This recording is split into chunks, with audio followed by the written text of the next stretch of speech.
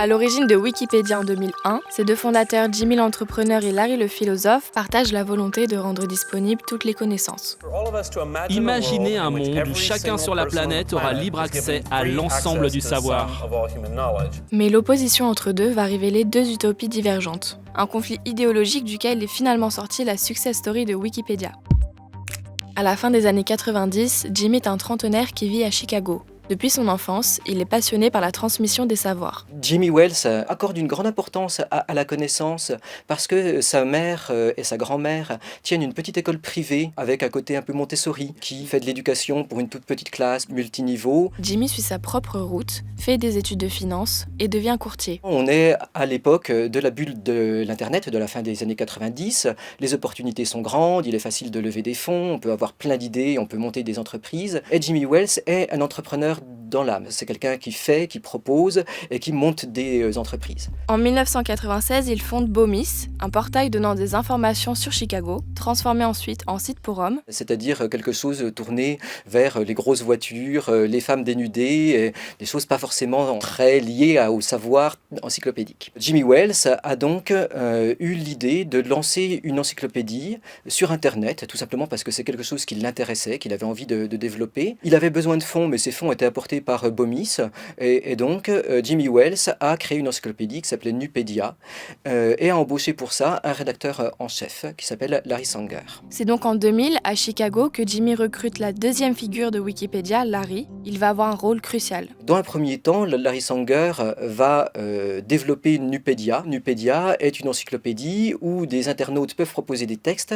mais qui doivent être ensuite validés par un conseil scientifique, par un comité de rédaction, textes qui vont être publiés ensuite sur Internet. Larry Sanger a un rôle important puisque c'est lui qui, travaillant à temps plein sur le projet, va amener certaines idées. Larry vient de Washington. C'est un intellectuel qui a obtenu son doctorat de philosophie. Il a rencontré Jimmy 6 ans plus tôt grâce à leur curiosité commune pour la philosophie d'Ayn Rand. On la considère comme la théoricienne du capitalisme individualiste. C'est une philosophie vraiment de l'individu, qui se veut une philosophie de la raison et qui accorde vraiment une importance toute première, toute particulière à la notion d'individu agissant. À la fin des années 90, plusieurs conditions sont réunies pour permettre à Nupedia de se développer. Internet devient accessible au grand public. Richard Stallman initie le principe du logiciel libre, un logiciel qui peut être librement utilisé, copié, distribué et modifié par tous ses utilisateurs. Le 2 janvier 2001, Larry discute avec un programmateur qui lui parle du wiki, un logiciel qui permet à un grand nombre de personnes de collaborer sur un même site internet.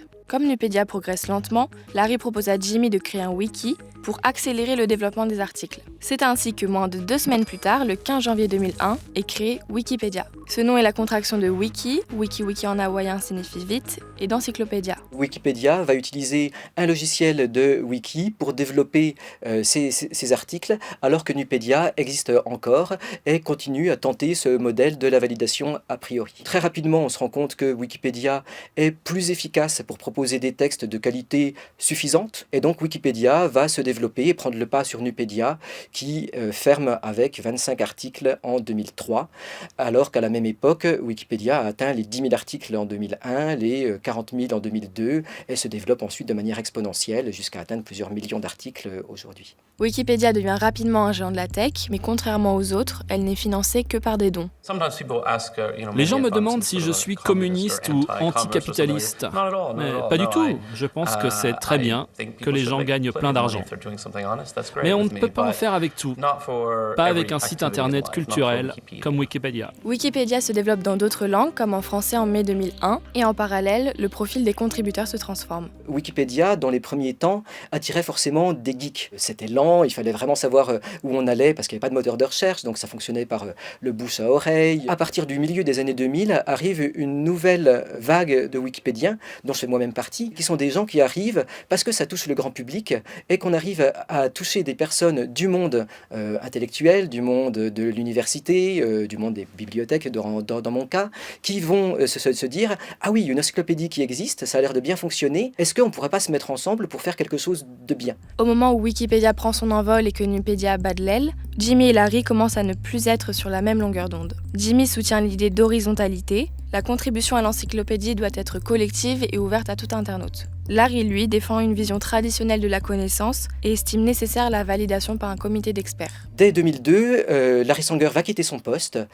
officiellement parce que le financement proposé par Bomis et par Jimmy Wales va être supprimé. En réalité, également parce qu'un certain nombre de dissensions se font déjà jour. Larry Sanger va expliquer que l'idée même de Wikipédia est vouée à l'échec, que jamais on ne pourra atteindre une qualité suffisante en faisant en sorte que des gens qui ne sont pas des spécialistes travaillent ensemble, et qu'à un moment, il faut qu'un spécialiste intervienne, il faut qu'il y ait quelqu'un qui tranche, il faut qu'il y ait un rédacteur en chef et quelqu'un qui soit spécialiste du sujet. Une polémique naît alors. Larry est-il vraiment un cofondateur ? Pour Jimmy, Larry a seulement été son employé et lui-même est le seul fondateur de Wikipédia. À ce jour, Jimmy est le président honoraire de la Wikimedia Foundation et reste une figure tutélaire pour tous les Wikipédiens.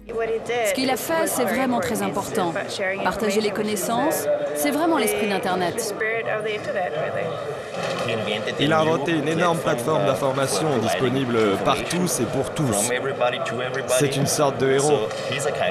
Larry, quant à lui, s'est radicalement retiré du monde wikipédien en développant sa critique du modèle. Dernièrement, par exemple, Larry Sanger a eu une très grande audience chez les Trumpiens parce qu'il a critiqué Wikipédia toujours avec les mêmes arguments. Il y a une espèce de récupération politique de la critique de Wikipédia pour expliquer que si les informations qu'on trouve sur Internet vont à l'encontre de ce que je crois, c'est parce qu'il y a, sinon un complot, en tout cas un groupe de pouvoir qui a pris le contrôle de Wikipédia et qui peuvent le faire parce que Wikipédia est foncièrement mauvais dans son fonctionnement. Malgré des critiques émises à son encontre quant à sa fiabilité, Wikipédia s'est imposé comme l'encyclopédie en ligne de référence. La version française a été consultée 12 milliards de fois en 2022 et il semble difficile de s'en passer. Ça a véritablement changé notre rapport au savoir.